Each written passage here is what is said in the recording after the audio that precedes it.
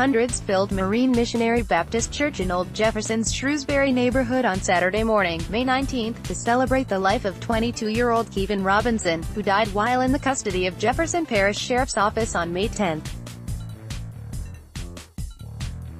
The church was a sea of purple and black, Robinson's favorite colors. Some mourners even shared seats, while others stood to the side and in the back for the duration of the sprawling and emotional service, in between songs, prayers and poems.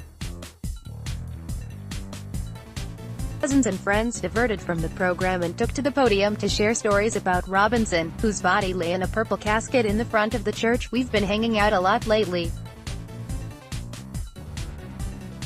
And he'd sometimes get real and say, 'I'm not worrying about myself.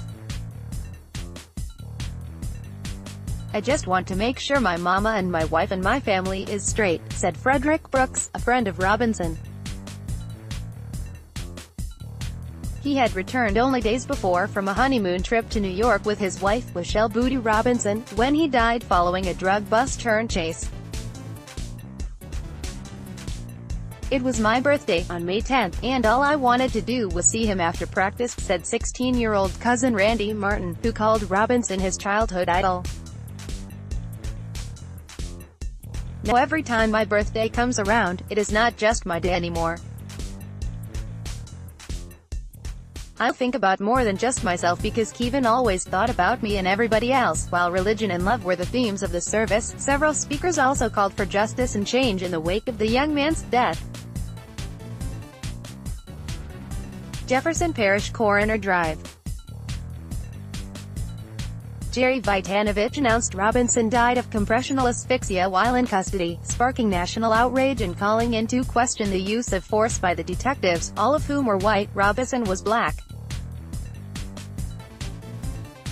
Robinson, suspected of dealing narcotics, was the target of an undercover drug investigation. Robinson fled in his vehicle when he spotted detectives at a Shell station in Old Jefferson. He wrecked the vehicle and then hopped fences before detectives took him into custody during a struggle in the backyard of a home. During the struggle, he stopped breathing, according to Jefferson Parish Police. Before the autopsy findings, Sheriff Joe Lapinto originally said his office suspected that Robinson's death was due to his lengthy history of asthma. "That is another one of our children that is gone unnecessarily. But I promise his death will not be in vain," said Gaylor Spiller, president of West Jefferson Parish's NAACP branch. Some roared in agreement, while others let out mournful cries. Spiller later gave out her personal cell number to all in attendance. "I think of Trayvon Martin and Eric Gardner, but I never thought this would happen in our community until it does. Until it happened to Keeven," said one cousin. As the choir erupted in gospel, the 300-plus crowd gathered within the church for one last visitation of Robinson's body. The mourners snaked around the rows of seats, past the casket and spilled into the parking lot of Marine Missionary Baptist. Under the sweltering New Orleans sun, attendees hugged and mingled with one another. Some donned headdresses and pins of purple flowers, while others wore T-shirts with the dates of Robinson's birth and his death, along with mottos like, "Fly High Keeven." Eventually, the pallbearers, clad in black shirts and purple vests, loaded Robinson's casket into a hearse in front of the church. As the 22-year-old's body made its way down Andover Street, dozens flocked to the road.